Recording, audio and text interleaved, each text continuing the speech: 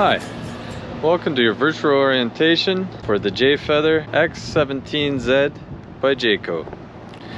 We're going to start your virtual orientation on the outside of the RV, and we're going to begin at the front. The first thing that we're going to take a look at is your front door side storage compartment. You'll see that there is lots of room for storage. And this is also where you'll find your 30 amp power cord, your manual crank for the stabilization jacks, and your manual crank for your electric tongue jack. Since we just spoke about them, let's talk a little bit about your stabilization jacks. They're located at the four corners of the RV, front and back. And they're used to stabilize the RV, not to level it. So always make sure you have the RV level, and then you use these just to snug it up to the ground to make it stable. You will notice right here, you have your side marker light, and you might notice that there is a bit of a wider body to it. That is because it is pre-wired for a rear view camera. They're located at the two sides of the RV. There is also a rear view camera located on the back. These items are purchased separately, but can add a great value to your RV. So as we come along the front, you'll notice these marker lights. They are actually controlled via switch right in here. The next thing that we'll notice is your battery storage area right here, the spare tire, and just in front of all that, we have your double 20-pound propane storage. The two 20-pound bottles are connected on the front via the crossover regulator right here. What that crossover regulator will do, you can see that the handle is pointed in this direction at the moment. So we'll draw from this tank first. However, when it drops below a predetermined amount of pressure, it'll automatically cross over and draw from the other 20-pound bottle, regardless of where this handle is pointing. What that means on those cold nights, if you've got the furnace running, you won't have to come out and manually switch the bottle over in order to keep yourself warm. So directly in front of your propane storage, we have your electric tongue jack. You'll see we have a nice loading light as well in the front, and the operation of extending and retracting the tongue jack. Also on the front here, when we talked about your front storage, we had a manual crank for your electric tongue jack, and this is where you would use that. Remove this rubber stopper and you can use the manual crank right there. Also on the front, we have your safety breakaway switch right here. The loop end is attached to your tow vehicle. In the event that the tow vehicle is separated from your RV, this pin will pull free of its housing and engage in your trailer brakes. So if you're having issues when you go to move the RV or go to pull, it could be possible that you've removed the pin, just not all the way. So just come and make sure that it is fully inserted into the housing, and you should have no problems there. All right, right next door to your safety breakaway switch, we have your pre-wired solar connection point right here. Really all this does is remove the need for you to take the top off the battery and connect the solar panel to the battery directly. Instead, you have this nice little port, and then you can set your solar panel up and use it to charge your batteries. All right, one thing we have to do is put the ends out. Now, I've already unlocked them. So now that they're unlocked, all we have to do is pull that handle down, pull this handle down, and when I do, via this handle here, pull the front out.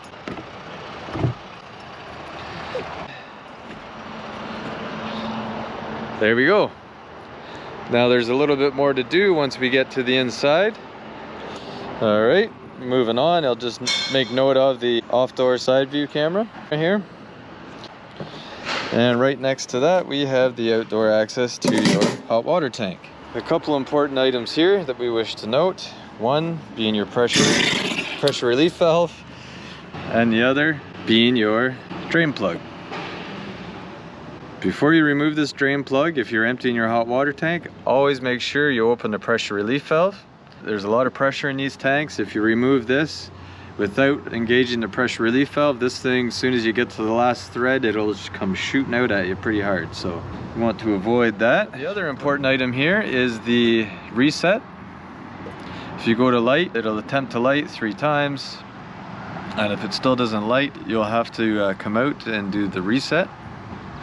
Just general rule, you don't have to remember all the details, but if it's not lighting, you've tried the light with the button inside, then come out, turn the button off, come out here, press the reset, give it a minute or 2, and then go back in and try to light it again. Okay, we're gonna move on. We have your outdoor shower. The next thing that we'll come to, we need to talk about, is your city water connection. This is where you basically connect the garden hose from your either house or your campground. And what that will do is, once the garden hose is connected and the water is turned on, it will pressurize the water system inside the RV, and then you can use it like you would the water system at your home pretty much. Right above it, your freshwater fill point. This is where you again would put your garden hose in order to fill your freshwater tank. You would use that if you were going somewhere where there essentially wasn't a garden hose to connect to your city water connection. You would fill this ahead of time and fill the tank ahead of time, and then you'll have fresh water to use via the pump from the onboard freshwater tank. Right beside that, we have the venting for your refrigerator. Just a quick thing to note here is that this should remain obstruction free at all times, as maximum airflow is needed for your refrigerator to operate properly. Next, we're going to come to your tank flush valve. This flushes out your black tank. You connect again your garden hose to the valve here, thread it on, and it will help you to empty out your black water tank. Next, we have your input for your cable or satellite for the RV. And right below here, we have the output for your black and gray water tanks, as well as the valve handles for both of them. Towards the end and near the back of the trailer, you'll see that we have a nice little storage point for your sewer hose. And when I showed you the door side storage compartment there, this is where you connect the power cord, and the other end would be connected to the 30 amp plug at the campground. Now, if you're trying to connect at home, we provide you with a conversion block that will convert the 30 amp plug end to a 15 amp plug end. So then you'll be able to connect it to any 15 amp plug, which would be your normal receptacles at home. The only thing is that you will not be able to run your AC with only the 15 amp plug. It's just not enough amperage. Let's continue on to the back. Let's make note of your rear view camera body. I had mentioned before on the side view cameras that we also have a housing and pre-wired for your rear view camera, and there it is. Again, it's a separate purchase, but does add real value to the RV, as there is a head unit that is inside your tow vehicle that you can watch the screen of the head unit in the tow vehicle, and while you're driving, although I recommend the driver maybe not looking at the screen while you're driving, but while you're driving you can then see behind your vehicle and on either side. Really help with backing up and moving your trailer, positioning it. But if you have a bike rack on the back that you have your bikes or anything on, it also gives you some peace of mind, as you can see that everything is still good behind you. Like the front, I've already unlocked the locks here, but I'm going to show you how to open it. So we'll open this side, and it's going to start to fall out here. And I will just help it down. Again, I'm doing this all one-handed. It's really not that hard to do.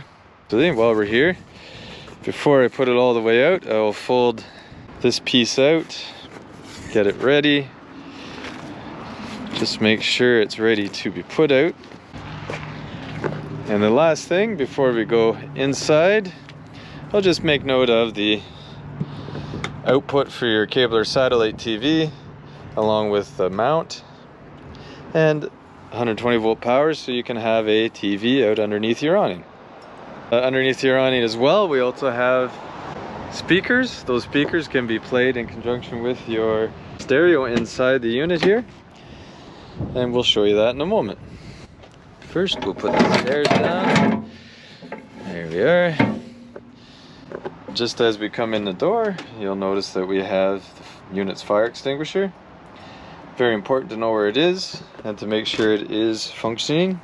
I like the position of it as it's close to the inside if you're doing any cooking inside, but it's also right near and readily accessible to the outside in case you're doing the majority of your cooking outside.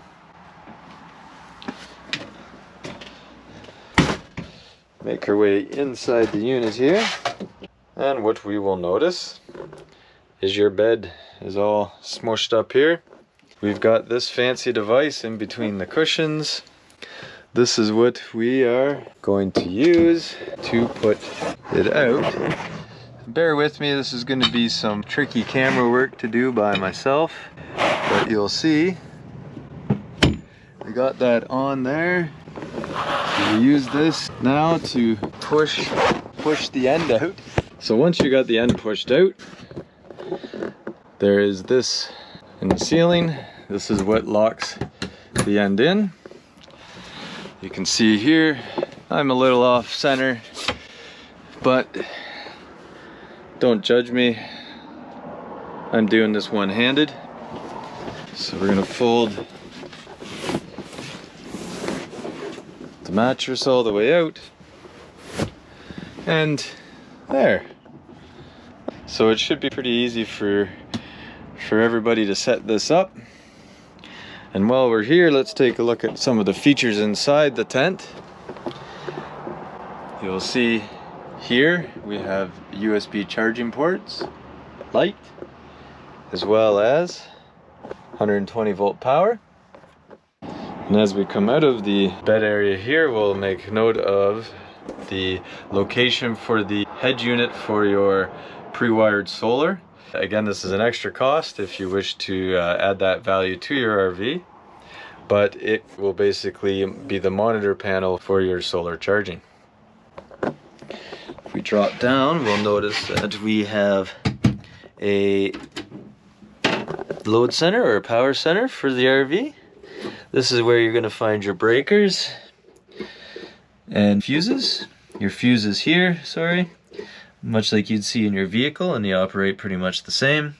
And your breakers like you would see in your electrical panel at home, and they function, again, pretty much the same. Right above that, we have your carbon monoxide's propane detector or alarm. It's important to make sure this is in good standing and functions properly. So there's a button on the front that you can press in order to test it. When you do press it, there will be a bunch of loud beeps. The light will turn red, and then once it's all done, there will be no more noise, and this will turn back to green if the system is functioning properly. If not, then this will remain red. Some reasons for this going off that aren't related directly to its intended purpose. The number one thing would be paint. Any painting or any paint fumes near this very likely will set it off. So we're going to take a look at the rest of the RV here. And before we get too in depth in anything else, I'm going to talk about your smoke detector. When you do test your smoke detector or put batteries in it, I would also test your propane carbon monoxide detector. And the common rule of thumb for doing the batteries on your smoke detector are usually a daylight savings time, so every 6 months. That way you can ensure that you and or your family are always safe and protected. Alright, let's come back to your stove here. We have your range top. Always open the glass top before you try to light any of the burners. If not, you will shatter the glass on that top pretty quickly. Alright, so to light, well, it's pretty simple. Turn the burner to the light position, then turn your sparker knob. It will light. do that for all of the burners. The only exception is your stove. You want to turn it to the light position, and once in the light position, you have to press and hold the knob in while you turn the sparker knob over here. That being said, it can take a few tries to get this to light. Don't be disheartened. That is normal, especially the first time lighting on a trip or when you're camping. The first time you light it on any given trip, it will be a little more difficult to light. Just a pressure thing. You need a certain amount of pressure in the lines in order for the appliance to light properly. But once the pressure is built up, it lights pretty quickly and pretty well. So you shouldn't have any problems there. Just be aware that you will have to try it a few times before it will light. Turn right around here, and we'll take a look at your refrigerator. This refrigerator works on either gas or electricity. You have your on-off button here, and then right next to that you have your button to select between auto, which will choose between gas and electricity, but always picking electricity if it's present, and gas. Again, if it does not light properly on gas, you will see a light here that will indicate that it did not light. If that's the case, same as the oven, sometimes the pressure isn't built up for it enough to light the first time. So if that is the case, turn it off, wait a couple minutes, go up front, make sure the bottles are open, make sure they have propane in them, then come back and try to light again. We have your thermostat. In order to turn it on, you want to click it over at the top, and that will turn the system on, and then you can control the temperature via the selector underneath here. Alright, while we're here, let's take a second to talk about your emergency exit. It's important to know how they operate. This one's pretty simple. Flip the tab up on both sides, and then you simply push the window open and you can escape to safety. Also in this area we have your unit's radio or stereo. As I mentioned earlier, this can be used to play music on the speakers outside under your awning. You'll do that via the zones. Zone 1 here is the speakers inside the RV, and zone 2 will be the speakers on the awning. You can listen to both zones at the same time, or either one by itself. Also, this radio has HDMI, Bluetooth, auxiliary, and USB connectivity. Now the USB port is merely for charging. I'm going to try to sneak the camera up in here so you can get a look. We have the cable right here, and I don't know if you can see that light that's on right there. Right now it's on the cable TV side. If you press this button here again, it'll switch it to the antenna side. What this is actually a signal booster for your antenna. However, if you're trying to listen or watch TV or use cable or satellite to watch TV, then it needs to be pressed and the booster turned off. So there's a light that will indicate which one it is servicing. So at the moment, that light indicates it's servicing cable TV, and the same can be said. If you press the button, it'll switch the light over to the antenna side. Let's look up for our next little bit of information here. We have your AC unit. We can turn on just the fan by turning it this way. We can turn it on to cool by turning it this way, and then control how cool it is with this knob here. You can see that we have baffles here and here. They can be used to limit the amount of air that flows into the RV from the AC. Let's take a look at your bathroom. You'll see that we have a nice corner unit, fairly spacious bathroom for a smaller trailer. I really like it. I find the skylights really help to make them seem bigger. Most importantly, in the bathroom here is where you'll find the unit GFCI. If the GFCI is tripped, you'll see a red light here. Currently I'm running off the battery. I'm not on 120 volt power, so I can't show you. However, a red light will come on here to show that it has been tripped. So if you're having problems with any electricity, specifically at any of the receptacles near water, here, outside, you will not have any functionality at these plugs with that GFCI tripped. So if that is the symptom that you're finding, that you don't have power at any plugs, I would come check your unit GFCI first. If the red light's on, it's been tripped, so come and press the reset button, which is the black button, and then see if you now have power at your receptacles. If you still don't, the next place I'd look would be your breaker panel or power center like I showed you earlier. Now, this end bunk has the USB connectivity as well as the 120 volt power. It opens the exact same way. It has inside the mattress here the pole that you attach down here to the end, and once you've done that, you simply push it out and then click the other end of the pole up here. I don't think I need to show you that again. Let's take a look at your indication panel now. Here you'll find the controls to extend or retract your awning, as well as lights, main lights for the RV, your awning light, and switching for your water heater on gas and electric. You'll also find a switch for your water pump and for your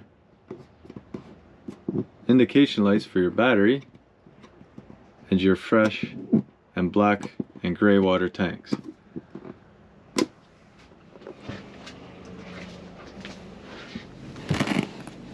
So, the last couple things that we want to talk about here is your water pump and your hot water heater. Now typically you don't really need to worry about the location of either. The switching for the water pump is up there where I showed you with the indication panel.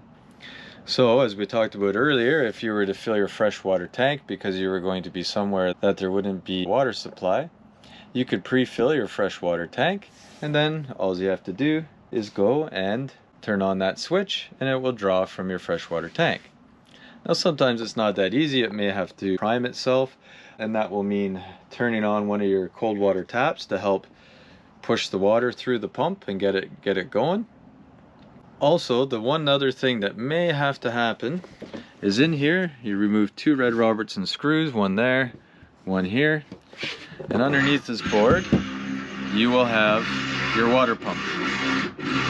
Now your water pump is used to winterize your trailer or draw water from your freshwater tank. So the pump in this instance, if it was turned to winterization mode, it would be drawing from the fill tube. However, because the fill tube doesn't draw from the freshwater tank, there's a valve in order to switch it to the freshwater tank. Now here we have your inside access to your hot water tank. Two Red Robertson screws, you remove those, you now have access to the inside portion of the hot water tank. Like your water pump, there are two valves in here that will switch you basically between winterization mode and using the hot water tank as you should normally. So in here at the moment they're all set up for summer mode, or to utilize the hot water tank or the fresh water tank. So inside you turn the two valve handles so they point in towards the hot water tank, and that will mean that you're now running water through the hot water tank. If you turn the valve handles the other way, they're bypassing the hot water tank, and you do that so you don't fill the tank with antifreeze when you're winterizing. That about does it for our tour. I hope you found it useful and informative. If there's anything I missed or anything you couldn't hear because it's pretty loud here right now, I apologize for that, but we'd be more than happy to help you out. Just give us a call and we'll try to answer all the questions that we can. Thank you.